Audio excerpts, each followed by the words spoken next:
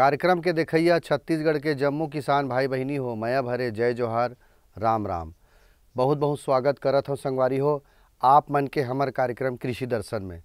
संगवारी हो देखो मोर पाछू में आप मन हरियर हरियर पॉलीथीन से या तारपुलिन के टंकी दिखत होही। मैं बैठे तेकर बाजू में सीमेंट के टंकी बने हवे, ये का हरे? किसान भाइयों आज समय ल देखथन त तरिया डबरी कमती होवत है और जोन तरिया है ते बहुत प्रदूषित होवत है। पशु मन के धोए से, मनखे के नहाए से हमर एक ठन व्यवसाय है मछली पालन, ते ह कमती आगे हवे। लेकिन मछली जोन खवैया उपभोक्ता है तेकर हिसाब से हमारे छत्तीसगढ़ के जोन उपभोक्ता के हिसाब से मछली यहाँ नहीं मिले, बाहर से मछली मंगवायल पड़ते संगवारी हो। तो कहीं न कहीं संगवारी हो देखे सूचना के क्रांति है और मछली पालन का तो तको बहुत ज़्यादा क्रांति आ है और बड़े बड़े टंकी बना के भी एक ठन खेत में अपन अंगना में मछली पालन करे जा सकते। वो तकनीक के नाम है बायोफ्लॉक। तो संगवारी हो आज हमन चर्चा करबो कि बायोफ्लॉक तकनीक से आधुनिक मछली पालन कैसे करे जाए और मछली पालन कौन करत है, कैसे करत है, काबर करत है, ये सब बात ला बताबो संगवारी हो। ओकर पहली आप मन देखो ये खास संदेश।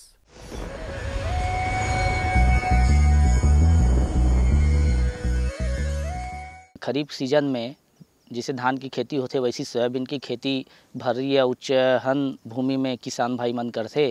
तो सोयाबीन एक खरीफ फसल हरे और ये एकर जो वनस्पतिक नाम है ओकर ग्लाइसिन मैक्स बोलथन। और ये जो है एकर परिवार वनस्पतिक रूप से जैसे एकर वर्गीकरण करथन ओमें ये है फेबेसी कुल के अंतर्गत आथे। एक्चुअल में दलहन फसल है, लेकिन तिलहन के लिए सबसे ज़्यादा आर्थिक रूप से हमन एकर उपयोग करथन। और एकर महत्व के बारे में जैसे में पौष्टिक तत्व भरपूर मात्रा में पाए जाते, जैसे कि में प्रोटीन के मात्रा 44% के आसपास है, वैसी कार्बोहाइड्रेट 21% पाए जाते और 22% तक में प्रोटीन के मात्रा पाए जाते। एकर अलावा भी में प्रोटीन में रेसे फाइबर वाले रहते, वैसी में कैल्शियम के मात्रा रहते, वैसी में आयरन के मात्रा है जेकर से एनीमिया रोग से भी कुपोषित वर्ग के लिए फायदेमंद है। वैसे बहुत सारा अमीनो एसिड, विटामिन ई और बी कॉम्प्लेक्स जैसे पोषक तत्व पाए जाते। एक हिसाब से कही सकथन कि तिलहन फसल के साथ साथ प्रोटीन के क्षेत्र में भी, दलहन होने से प्रोटीन के क्षेत्र में भी भरपूर पोषक तत्व स्वास्थ्य प्रदान करते हैं।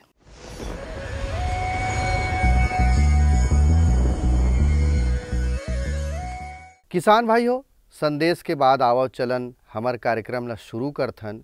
और महिला सफल कृषक यानी मछली पालक श्रीमती अंजू मिश्रा जी है, गांव पिकरीडी, तिल्दा विकास खंड, जिला रायपुर के रहवैया हरे और आधुनिक तरीका से मछली पालन करत है।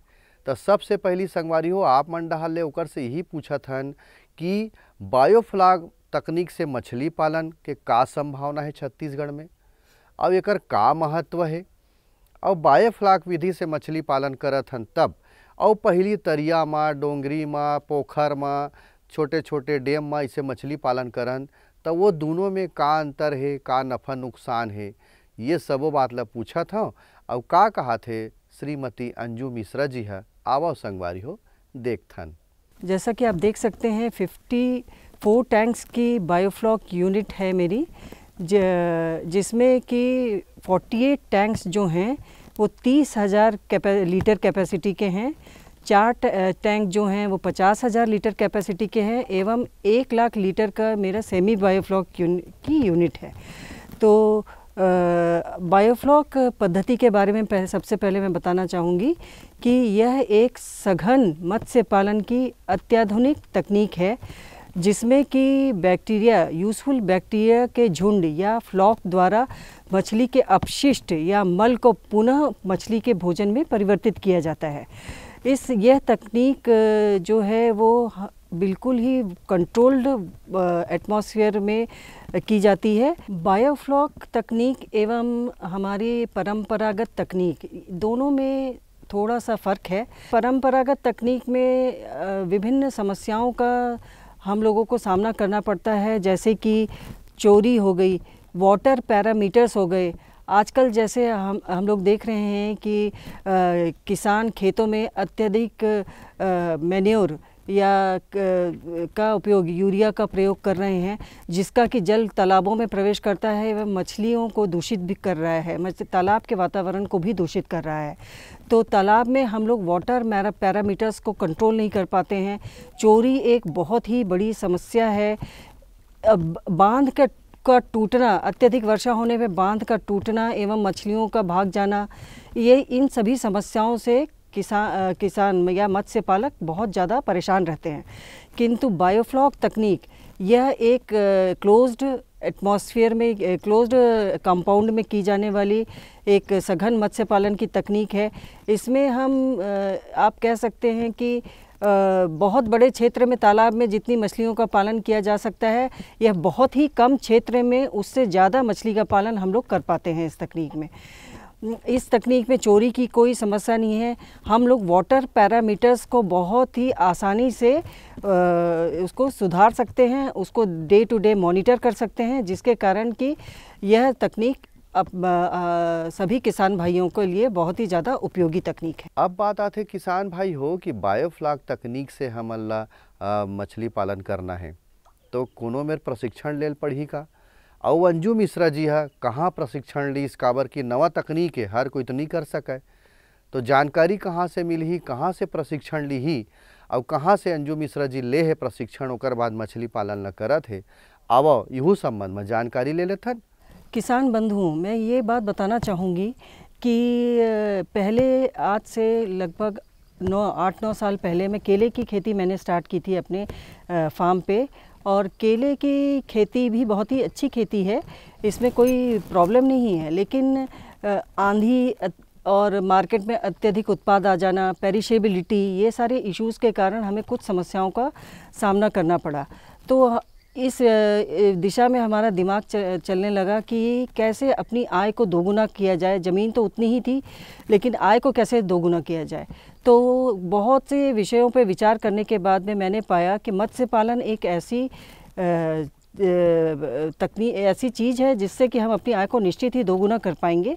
और फिर मैं IGKV इंदिरा गांधी कृषि विश्वविद्यालय गई, वहाँ पे मैंने इस विषय पे बातचीत की।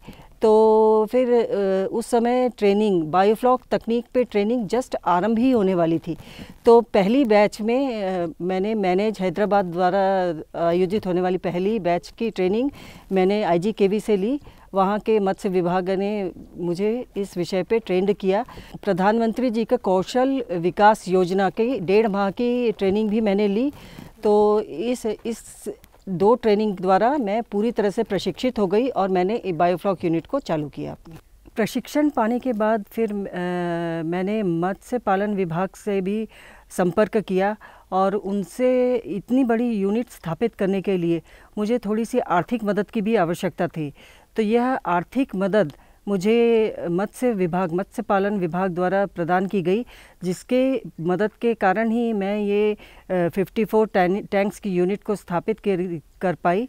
संगवारी हो, मछली पालन तो करत है, लेकिन एकर तैयारी के संबंध में हम बात करन कि पानी के टंकी कैसे होना चाहिए। सीमेंट के टंकी आप मन देखत हो, तारपुलिन की टंकी देखत हो, टंकी कैसे बनाना है, कतका बाई कतका गड्ढा होना चाहिए, ज़मीन कैसे होना चाहिए, ज़मीन मेरा सुविधा हमला का मिलना चाहिए जे में हमन मछली पालन करबो। तो ये सब बात के जानकारी आप मला देवावत हन। मत्स्य पालन विभाग से मैंने संपर्क किया और वहाँ पे मैंने अपनी योजना, ये बायोफ्लॉक यूनिट की बारे में उनसे चर्चा की। तो उन्होंने महिला होने के नाते मुझे सपोर्ट किया एवं मुझे 30 लाख रुपए की सब्सिडी दी। मेरी यूनिट जो है वो 58 लाख रुपीस की है, जिसमें मुझे 60% सब्सिडी मिली, जो कि प्रधानमंत्री मत्स्य संपदा योजना के अंतर्गत मिली है। किसान बंधुओं, मैं एक बात बताना चाहूँगी, सबसे बड़ी अच्छी बात इस बायोफ्लॉक तकनीक की है कि यह किसी भी प्रकार की ज़मीन पे की जा सकती है। इसमें आप सस्ती ज़मीन लेके उसमें इस यूनिट को स्थापित कर सकते हैं। 2 चीज़ें बहुत ही महत्वपूर्ण हैं ज़मीन का चयन करते वक्त। एक तो है कि वहाँ पे बिजली का कनेक्शन हो, क्योंकि हमें एरेशन यूनिट चलानी होती है, और दूसरा है लगभग आधा से 1 इंच पानी निकले आपकी ज़मीन से। तो इतने पानी और एवं बिजली से आप अपने टैंकों का निर्माण करके और उसमें आसानी से मत्स्य पालन कर सकते हैं। तो ज़मीन के चयन के किसी भी प्रकार की ज़मीन पे ये किया जा सकता है। और दूसरी चीज़ है अब टैंकों के बारे में। टैंकों का 2 प्रकार के टैंक होते हैं, एक तो होता है सीमेंट टैंक और दूसरा होता है तारपुलिन टैंक।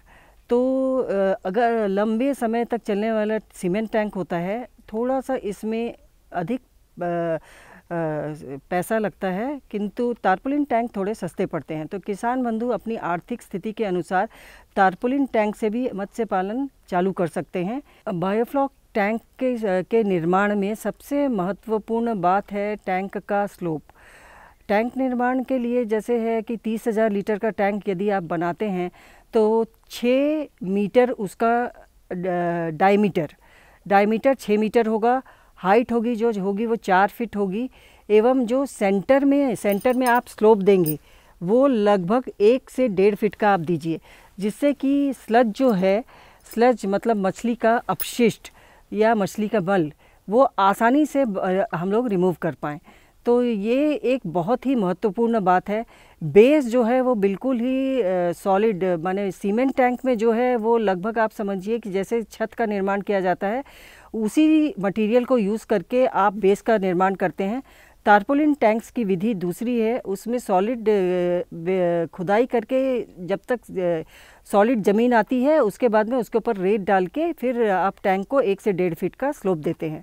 तो दोनों सीमेंट टैंक एवं तारपुलिन टैंक्स दोनों ही टैंकों में आपको स्लोप 1 से 1.5 फीट का देना है, ताकि स्लज आसानी से रिमूव हो और आप बिल्कुल आसानी से मत्स्य पालन कर पाएँ। ये लो और बताओ। बस। अरे ये क्या भैया जी, बस इतनी सी रासायनिक खाद? किसानी छोड़ रहे हो क्या? किसानी नहीं, नादानी छोड़ रहे हैं। मिट्टी की जांच कराई है, अब तो लालाजी जितनी जरूरत है उतने ही उर्वरक खेत में डालेंगे। हाँ, किसान भाई आज ही अपने जिले की नजदीकी भूमि परीक्षण प्रयोगशाला में मिट्टी की जांच जरूर करवाएं और मिट्टी में पोषक तत्व, नमी व पौधे के विकास को देखते हुए केवल जरूरत के अनुसार ही पोषक तत्व डालें। और हाँ, मिट्टी में गंधक, जस्ता, बोरोन जैसे सूक्ष्म पोषक तत्वों का पता लगाना भी न भूलें। उर्वरक और जैविक खाद के सही उपयोग से भूमि का उपजाऊपन बनाए रखें, उत्पादकता बढ़ाएं, खर्चा घटाएं और बहुमूल्य विदेशी मुद्रा बचाने में भी सहयोग दें। और हाँ, धीमी गति से नाइट्रोजन उपलब्ध कराने वाले उर्वरकों जैसे नीम लेपित यूरिया को प्राथमिकता दें और यूरिया का पत्तों पर छिड़काव करें। अरे वाह, तू तो सचमुच समझदार हो गया। अधिक जानकारी के लिए संपर्क करें जिला कृषि अधिकारी या किसान कॉल सेंटर। मेरे साथ बोलो ए बी। अरे नादान, बच्चे को एबीसी सिखा रहा है। अरे काम धंधे की एबीसी तू कब सीखेगा? ये देख विज्ञापन, तेरे जैसे कृषि विज्ञान सीखे हुए युवाओं के लिए भारत सरकार के कृषि मंत्रालय ने एक योजना बनाई है, एसी एबीसी। जी हाँ, ACABC यानी एग्री क्लिनिक्स और एग्री बिजनेस सेंटर। इसके तहत कृषि विज्ञान पढ़े युवाओं का चयन होने पर उन्हें मुफ्त ट्रेनिंग दी जाती है और हाँ, अपना कारोबार चलाने के लिए बैंक से लोन भी मिलता है। इसके साथ ही अगर युवा अपने इलाके के किसानों की खुशहाली के लिए उन्हें खेती बाड़ी व अपने कारोबार से जुड़ी लाभदायक जानकारी देते रहेंगे तो उन्हें लोन पर 36 से 44% तक की सब्सिडी भी मिलेगी। तब तो मैं जरूर सीखूंगा काम धंधे की एबीसी। शाबाश, चलो अपनाएं स्वरोजगार, खेती में हो विकास अपार।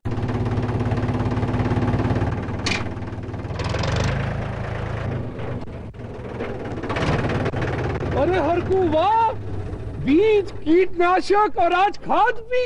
अरे इतना खर्चा कहाँ से? अरे खर्च की चिंता किसे है, मेरे पास है ये किसान क्रेडिट कार्ड। कार्ड? अरे बैंकों द्वारा जारी इस कार्ड से किसान उसकी सीमा तक की रकम कभी भी बैंक से निकलवा सकता है और खेती बाड़ी की सामग्री कभी भी खरीद सकता है। तो हरकू भैया एक कार्ड मेरे लिए भी।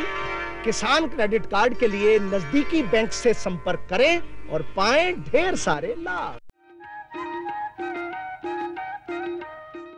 किसान भाइयों, अब बात आती है कि बायोफ्लॉक विधि से हमला मछली पालन करना है तो कौन कौन से प्रकार के मछली पालन करबो, कहाँ से ओकर बीजा नानबो, बीजा नाने के बेरा कैसे सावधानी रखबो, नाने के बाद ओला कैसे कैसे करबो, कौन सा प्रक्रिया के तहत ओला हमन टंकी में डालबो, कतेक दिन में डालबो, बहुत सारा प्रश्न है संगवारी हो। तो सबो प्रश्न के हल ला बतावत है मिश्रा मैडम है। अब का कहा थे आप मन देखो संगवारी हो। जैसा कि आप लोग जानते ही हैं, बायोफ्लॉक एक सघन मत्स्य पालन की तकनीक है। तो इसमें कम क्षेत्र में बहुत ही अधिक मात्रा में मछलियों का पालन किया जा सकता है। जैसे कि 30,000 लीटर के टैंक में आप 5,000 बीज डाल सकते हैं। हम लोग कर रहे हैं तिलापिया मछली का पालन, देसी मांगुर, सिंघी एवं फंगास। इन 4 प्रकार की मछलियों का पालन बायोफ्लॉक तकनीक में बहुत ही आसानी से एवं सफलतापूर्वक किया जाता है। और लगभग 5 से 6,000 बीज हम लोग डालते हैं। मछलियों के बीज के बारे में बात करें तो मछलियों के बीज जो हैं वो हम लोग निकटतम स्थान से लेके आएँ। अपने पता कर लें, हमारे क्षेत्र में बहुत सारे किसान बंधु जो हैं वो ब्रीडिंग भी कर रहे हैं, मछली बीज उत्पादन भी कर रहे हैं। तो आप बहुत दूर से लाने के बजाय आप अपने निकटतम क्षेत्र में पता करके इन बीजों को लेके आएँ, जिससे कि मॉर्टेलिटी बहुत ही कम हो एवं अपने क्षेत्र के किसानों को भी प्रोत्साहन मिले इस चीज़ में। दूसरी चीज़ है, जब भी आप बीज लेके आएँ पहले तो आप उस हैचरी में जाके देख लें कि मछलियाँ स्वस्थ हैं, मछली बीज स्वस्थ हैं कि नहीं है। स्वस्थ बीजों का चयन आपको देख के ही करना होगा। उनके मोशन देख के, उनकी एक्टिविटी देख के आप निश्चित ही समझ जाएंगे कि मछली बीज स्वस्थ हैं। और फिर आप उनको लो डेंसिटी में लेके आएँ, कम मात्रा में आप बीज लेके आएंगे और हैचरी में ही उसको ऑक्सीजन में पैक करके, पॉलीथीन पैक्स में पैक करके कम डेंसिटी में लेके आएँ। और ये एक बहुत ही महत्वपूर्ण विषय है कि लो डेंसिटी में बीजों को लाया जाए और वो कोशिश करें कि वो 3 से 4 घंटे में आपके फार्म तक पहुंच जाएं। ये भी एक इम्पॉर्टेंट विषय है। जैसे कि इतनी जल्दी अगर बीज आपके फार्म पे पहुंचेंगे तो आप पाएंगे कि मॉर्टेलिटी बिल्कुल भी नहीं होती है एवं मछली बीज आसानी से आपके फार्म पे पहुंच जाते हैं। एक सबसे इम्पॉर्टेंट पॉइंट है कि पॉलीथीन में पैक होकर मछलियाँ आती हैं, ऑक्सीजन अंदर भरा होता है एवं मछली जिन पॉलीथीन पैक्स में आती हैं उसके पानी के टेम्परेचर में और फार्म में जो आप जिस बायोफ्लॉक टैंक में आप मछलियों को डालेंगे उनके पानी के तापमान में अंतर होता है। तो पॉलीथीन पैक में ही मछलियों को पहले तैरा दिया जाता है, पैक्ड कंडीशन में ही पानी में तैरा दिया जाता है, ताकि मछली के पॉलीथीन पैक का अंदर का टेम्परेचर एवं बायोफ्लॉक टैंक का टेम्परेचर दोनों मैच हो जाए आपस में। फिर उसके बाद में फिर एक एक करके हम पॉलीथीन पैक्स को निकालते हैं एवं उसको प्रॉपरली सैनिटाइज करके, पोटेशियम परमैंगनेट से सैनिटाइज करके उसको धीरे धीरे अपने टैंक, जिसका कि वाटर पैरामीटर पूरी तरह से प्रिपेयर्ड किया रहता है पहले से ही, उसमें डाल देते हैं मछलियों को। तो ये एक प्रक्रिया है जो कि सभी किसान बंधुओं को करनी होगी। संगवारी हो, अब बात आते बायोफ्लॉक विधि से हम मछली पालन करबो तो टंकी में डाले के बाद आहार हमला देना है, यानी भोजन देना है मछली ला, चारा देना है मछली ला। तो कौन कौन सा प्रकार के चारा हम देबो, कब देबो, कैसे देबो, का कहा थे मैडम? हाँ आवो संगवारी हो देख लेथन। मछलियों को टैंक में डालने के बाद में 1 दिन तक तो हम लोग कोई दाना देते नहीं हैं मछलियों को। 1 दिन के बाद में, चूँकि मछलियाँ बहुत ही छोटी है तो एकदम छोटा 0.8 mm का दाना मछलियों को, या एकदम ही पाउडर्ड फॉर्म में दाना मछलियों को आहार के रूप में दिया जाता है। जैसे जैसे मछली, और ये है दाना हाई प्रोटीन होता है। जैसे जैसे मछलियों का आकार बढ़ता जाता है एवं उनके बायोमास बढ़ता जाता है, तो बायोमास के हिसाब से मछलियों के दानों का साइज़ भी बड़ा होता है एवं दानों की मात्रा भी उस बायोमास के हिसाब से ही तय की जाती है। उसका एक चार्ट बना होता है, उस हिसाब से हम लोग उसको डिसाइड करते हैं। यंत्र द्वारा माप के ही इस चीज़ को हम लोग दाना हम लोग देते हैं। किसान भाई हो, देखे हो मछली ला 1 दिन बाद चारा देना है, ओकर बाद एक चार्ट बने हैं कहा तरी से, वो चार्ट के हिसाब से आप मतलब मछली के आहार देना है। ओकर जिसे मछली बढ़त है तो ओकर मुँह के जो खोले के तरीका है, जिसे बाढ़ जाते ओकर हिसाब से आहार देना है और चार्ट के हिसाब से आप मतलब आहार देना है। किसान भाइयों, आहार के बाद मछली ला कोनो समस्या आ जाथे का, रोग राई लग जाथे का, जैसे कि संगवारी हो बहुत सारा किस्म के दवाई बने हैं, जिसे में डब्बा धरे हैं तो ये गुड़ हरे, गुड़ के घोल हरे, किस्म के में डब्बा आप मन देखत हो, तेमें अलग अलग प्रकार के कुछ न कुछ हमें सामग्री आप मन ला दिखत होही। तो ये सामग्री का हरे, कोई समस्या आथे तो ओकर लक्षण कैसे पहचाने किसान मन हा, और ये सब दवाई जो बने हैं, जैविक दवाई बने हैं या रासायनिक दवाई बने हैं, वो मन ला कैसे कैसे प्रकार से आप मन दिहो बायोफ्लॉक विधि से मछली पालन करत हो, तब आवो मैडम से जानकारी ले लेथन। किसान बंधुओं, मछलियों में भी विभिन्न प्रकार के रोग होते हैं, ठीक इंसानों की तरह। 3 प्रकार के चीज़ें हैं जो मछलियों में रोग पैदा करती हैं। एक पैरासाइट्स हैं, फंगस है एवं बैक्टीरियल। ये 3 चीज़ों से मछलियों में इन्फेक्शन अक्सर हो जाता है। मछलियों के सबसे पहले तो आप देखेंगे फिज़िकल मूवमेंट। मछलियों का मूवमेंट देखने के बाद ही आपको समझ में आ जाएगा कि मछलियाँ धीमी तैर रही हैं, उनकी एक्टिविटी कुछ गड़बड़ है। रेगुलर एक्टिविटीज़ से आप गड़बड़ देखेंगे। मछलियाँ ऊपर पानी की सतह पर आ जा रही हैं एवं धीमा तैर रही हैं। कुछ मोशन देखने के बाद, आप उन मछलियों के मूवमेंट को देखने के बाद में आप समझ जाएंगे कि मछलियाँ हेल्दी हैं कि बीमार है। अब और एक तकनीक है कि मछलियों, मान लीजिए आप देख रहे हैं कि कुछ मछलियाँ ऊपर तैर रही हैं, कुछ हैं, तो उनको 1-2 मछलियों को निकाल के आप उनको फिज़िकली ऑब्ज़र्व करें। क्या उनमें कोई वाइट स्पॉट्स हैं, आँखें बल्जिंग तो नहीं है, पेट बहुत मोटा तो नहीं है, एवं रेड स्पॉट्स तो नहीं आ गए। ये सारी चीज़ें आप फिज़िकली देखने के बाद ही डिसाइड करेंगे कि हमें किन प्रकार की दवाई का प्रयोग करना है मछलियों के लिए। मछलियों की बीमारियों को आइडेंटिफाई करने के बाद में फिर इनिशियल आप सबसे पहले तो पोटेशियम परमैंगनेट, टेट्रासाइक्लिन, अन्य कई प्रकार की दवाइयों का प्रयोग बीमारी को देखते हुए आप उपयोग करते हैं। मछलियों को जब मछलियाँ बीमार हो जाती हैं तो बायोफ्लॉक तकनीक में हम मछलियों को बायोफ्लॉक टैंक से शिफ्ट करके हॉस्पिटल टैंक में डाल देते हैं और वहाँ पे उनका ट्रीटमेंट करते हैं, ताकि वहाँ पे ट्रीट करके फिर वापस हम इनको यहाँ पे पानी हम पूरा निकाल के बायोफ्लॉक टैंक का पुनः पानी को वाटर पैरामीटर्स को सेट करके फिर पुनः उपचारित मछलियों को पुनः बायोफ्लॉक टैंक में डालते हैं। वैसे बायोफ्लॉक तकनीक में ये पाया गया है कि बहुत ही कम बीमारियां होती हैं, क्योंकि हम लोग वाटर पैरामीटर्स को हर सप्ताह में 2 बार चेक करते हैं, जिससे कि कोई भी कमी हो जाए तो उसको हम लोग पुनः तुरंत ही ठीक करके मछलियों को स्वस्थ रखते हैं। किसान भाइयों देखियो कौन कौन सा समस्या आते तेल बतावत रही से और ओकर इलाज के पद्धति ले बताई से। एक ठन बात है संगवारी हो, लेकिन बायोफ्लॉक पद्धति से यदि मछली पालन करबो तो समस्या कम आथे। तरिया में और डबरी में डैम में करथन तो बहुत समस्या आथे, लेकिन बायोफ्लॉक विधि से समस्या कम आथे। अब बायोफ्लॉक विधि से हमन तकनीकी से मछली पालन करत हन तो टंकी में पानी भरे रही, वो पानी कब बदलना है, टंकी में ऑक्सीजन है कि नहीं है मछली बर, और टंकी में बायोफ्लॉक कैसे बनाना है, टंकी के पानी कब बदलना है, तापमान ला कैसे मेंटेनेंस करना है, पूरा टेम्परेचर के तापमान ला कैसे मेंटेनेंस करना है, पूरा हमार जो बायोफ्लॉक पद्धति से मछली पालन करत हन जो जगह है पूरा ओला कैसे मेंटेनेंस करबो, यानी रख रखाव संरक्षण कैसे करबो, सब बात ला मैं पूछे हूँ मैडम से। और का कहा थे आवो संगवारी हो देख लेथन। बायोफ्लॉक तकनीक में कुछ सावधानियां भी रखनी पड़ती है। देखिए टेम्परेचर बहुत ही इम्पोर्टेंट विषय है। मछलियाँ 20 से 30-35 डिग्री तक बहुत ही बढ़िया ग्रोथ लेती हैं।